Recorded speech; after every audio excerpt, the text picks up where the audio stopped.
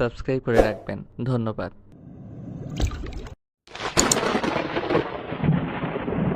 শহর জুড়ে নিস্তব্ধতা।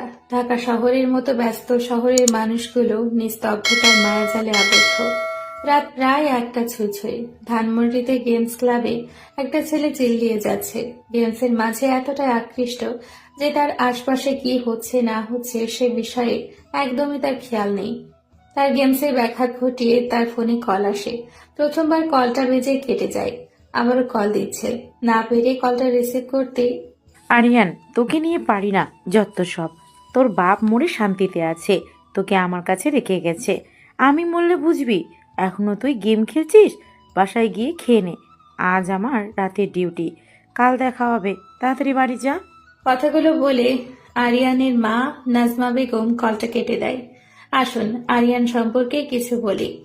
এতক্ষণ যে ছেলেটা গেমস খেলায় মগ্ন ছিল তার নাম আরিয়ান মাহমুদ। ছোটবেলায় বাবা রোড অ্যাক্সিডেন্টে মারা যায়। তখন থেকে নাজমা বেগম সংসার চালানোর জন্য একটা হাসপাতালে নার্সের চাকরি নেয়। আরিয়ান সারাদিন গেমস খেলায় মগ্ন থাকে। গেমস খেলায় নাম্বার 1। আজ পর্যন্ত তাকে কেউ হারাতে পারেনি। তার 4জন সঙ্গী আছে যাদের সাথে গেমসের দুনিয়ায় এসে পরিচয় হয়, তবে তারা একে অপরকে আজ পর্যন্ত দেখেনি। বাকি সব গল্পের সাথে থাকুন, জানতে পারবেন। আরিয়ান গেমস খেলা শেষ করে ক্লাব থেকে বের হবে, তখনই আরিয়ানের পাশে থাকা একটা ফোন বেজে ওঠে। আরিয়ান তাকিয়ে দেখে তার সাথে বসে গেমস খেলছিল সেই মেয়েটার ফোন। সম্ভবত ভুলে ফেলে রেখে গেছে। আরিয়ান ফোনটা রিসিভ করতেই হ্যালো, কে বলছেন? জি, আমি আরিয়ান, আপনার পাশে বসেই গেমস খেলেছিলাম। সরি, আমার ফোনটা ভুলে গেছি। তুমি একটা কাজ করো, আমি তোমাকে ঠিকানা দিচ্ছি, ফোনটা দিয়ে যাও। বিনিময়ে তোমাকে 10,000 টাকা দেবো। আরিয়ান বুদ্ধিমান একজন ছেলে। সে এমনিতেই সারাদিনে বেকার বসে থাকে। যদি ফ্রিতে 10,000 টাকা পেয়ে যায় তাহলে বেশ কিছুদিন আয়াসে গেমস খেলে কাটাতে পারবে। কথাগুলো ভেবে মেয়েটার থেকে ঠিকানা নিয়ে তার বাসার উদ্দেশ্যে রওনা হয়। প্রায় 35 মিনিটে মেয়েটার বাসার সামনে গিয়ে দাঁড়ায়। দরজার সামনে গিয়ে টোকা দেওয়ার আগেই ভেতর থেকে আওয়াজ আসে। ভেতরে এসো। আরিয়ান ভেতরে গিয়ে দেখে মেয়েটা শুধুমাত্র একটা টাওয়াল পেঁচিয়ে সোফায় বসে আছে। চুলগুলো থেকে পানি পড়ছে। তার মানে একটু আগেই মেয়েটা গোসল করে বের হয়েছে। আরিয়ান ভালো করে তাকিয়ে দেখে প্রায় টাওয়ালটা হাঁটুর ওপর পর্যন্ত উঠে আছে। মেয়েটার আপত্তিকর জায়গাগুলো স্পষ্ট দেখা যাচ্ছে। কোনো বৃদ্ধ পুরুষ ও মেয়েটাকে দেখলে ঝাঁপিয়ে পড়বে। বাসাটা একেবারে ফাঁকা, হয়তো আর কেউ থাকে না। আরিয়ান নিজেকে কন্ট্রোল করে দাঁড়িয়ে আছে। মেয়েটা ডাকে বাস্তবে ফিরে। ফোনটা ওখানে রেখো। এই নাও তোমার 10,000 টাকা, নিয়ে চলে যাও। আরিয়ান ফোনটা দিয়ে টাকাগুলো নিয়ে দ্রুত বের হয়ে যায়। রাস্তায় গিয়ে হাঁপ ছেড়ে বাঁচে। মনে মনে বলে, মালটা হেব্বি করা, মন চাইছিল একটু জড়িয়ে ধরি। হুশ, আমি এগুলো কি ভাবছি? আমি তো এক নারীতে আসক্ত হব। কথাগুলো বলে আরিয়ান হেসে দেয়। তখনই মনে পড়ে তার মা তো বাসায় নেই। আজকেই সুযোগ। এক প্যাক মারলে কিছু হবে না। কথাগুলো ভেবে একটা বিয়ার নিয়ে বাসায় চলে যায়। পরের দিন অনেকে চিল্লাচিল্লির আওয়াজ শুনে চোখ ডলতে ডলতে ঘুম থেকে ওঠে। চোখ খুলে সামনে এত পুলিশ দেখে হতভম্ব হয়ে যায়। তাকিয়ে দেখে তার হাতে হাত করা। আরিয়ান কিছুই মাথায় ঢুকছে না। চিল্লিয়ে বলতে থাকে, আমার হাতে হাত করা কেন? আমি কি করেছি? আর আপনারা আমার বাসায় কি করেন? চুপ শালা! একটা মেয়েকে রেপ করে ছুরি দিয়ে খুন করেছিস, আর বাসায় এসে দিব্যি ঘুমাচ্ছিস, আর এখন বলছিস তোকে হাত করা কেন পড়াচ্ছি? শালা রেপিস্ট! পুলিশ অফিসারের কথা শুনে আরিয়ানের পায়ের নিচ থেকে মাটি সরে যায়। এগুলো কি বলছে? সে কাকে আবার রেপ করলো? পুলিশ অফিসারের বলার সময় আরিয়ানের মা নাজমা বেগম উপস্থিত হয়। ছেলের হাতে হাত করা আর পুলিশ দেখে কান্না করে দেয়। তবুও নাজমা বেগম নাছোড় বান্দা। ওনার ছেলে এমন কাজ করতে পারে না। উনি প্রমাণ জিজ্ঞেস করলে কালকে রাতে আরিয়ান ওই মেয়েটার কাছে যাওয়ার ভিডিও দেখায়। আর মেয়েটাকে যে চাকু দিয়ে খুন করা হয়েছে সেখানে আরিয়ানের ফিঙ্গারপ্রিন্ট পায়।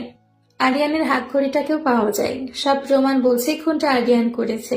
আর খুনের আগে মেয়েটাকে বেশ কয়েকবার রেপ করা হয়েছে।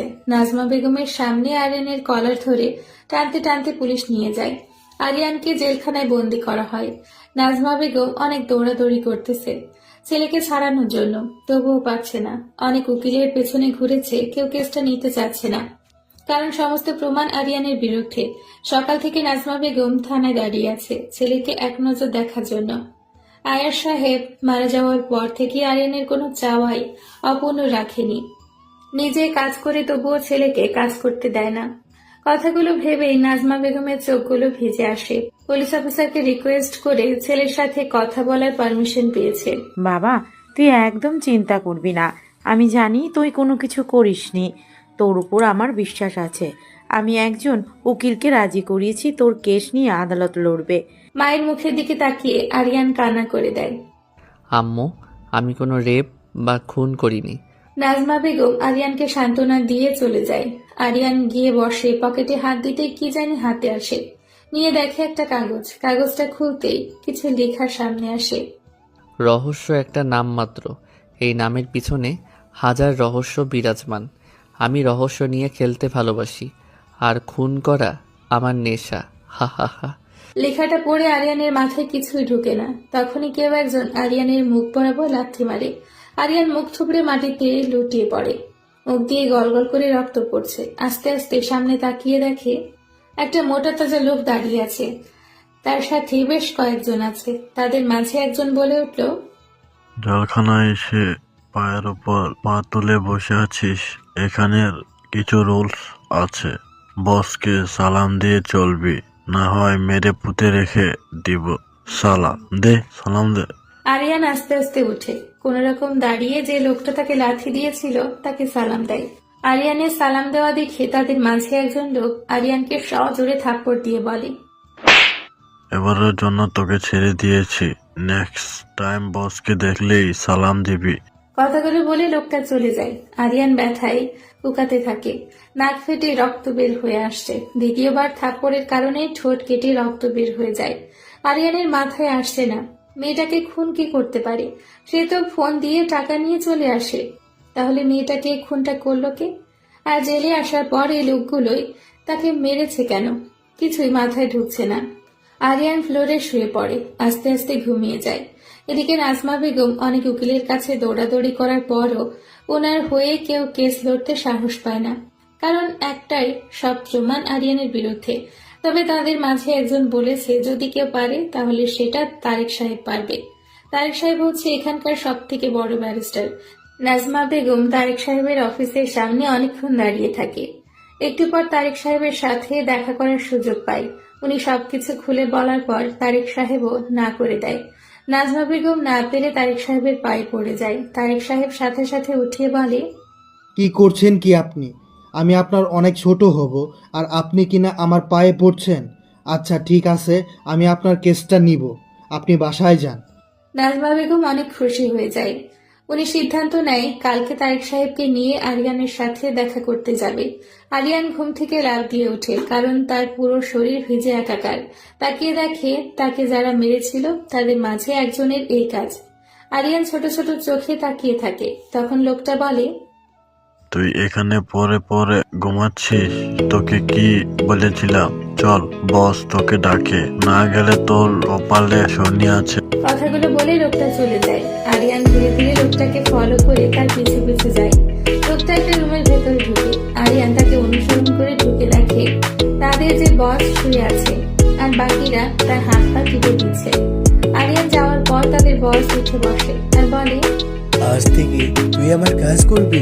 এইদিকে গোসলখানা আছে, যা গিয়ে আমার কাপড়গুলা ধুয়ে দে। লোকটা কথাগুলো বলে তার কিছু কাপড় আরিয়ানের দিকে ঠেকা দেয়। আরিয়ান মনে মনে ভাবে তার নিজের কাপড়গুলো কখনো ধুয়ে দেখেনি, আর আজ জেলখানায় তাকে অন্যের কাপড় ধুয়ে দিতে বসে। আসলে ভাগ্য কাকে কোথায় নিয়ে দাঁড় করায় বলাই মুশকিল।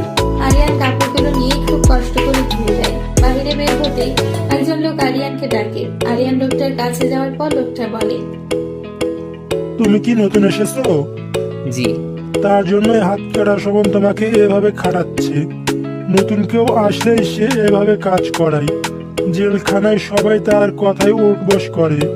কেউ কথা না মানলে তাদেরকে অনেক মারধর করে। লোকটা কথাগুলো বলে চলে যায়। এদিকে আরিয়ান চিন্তায় অস্থির। সে কি আদৌ ছাড়া পাবে? তার মা কি পারবে তাকে ছাড়িয়ে নিতে? খুব কান্না পাচ্ছে তার। কেন যে 10,000 টাকা লোভ করতে গেল? কথায় আছে, লোভ মানুষকে মৃত্যুর দুয়ারে এনে দাঁড় করায়। আরিয়ানের মনে হচ্ছে তাকে তার লোভটাই মৃত্যু পর্যন্ত নিয়ে যাবে। এভাবে দিনটা চলে যায়। নাজমা বেগম তারেক সাহেবকে নিয়ে আরিয়ানের সাথে দেখা করে অনেক কিছু জিজ্ঞেস করে। কথা বলে নাজমা বেগমকে নিয়ে তারেক রহমান চলে যায়। এভাবে কয়েকদিন চলে যায়। আরিয়ানকে প্রতিদিন নানা নজর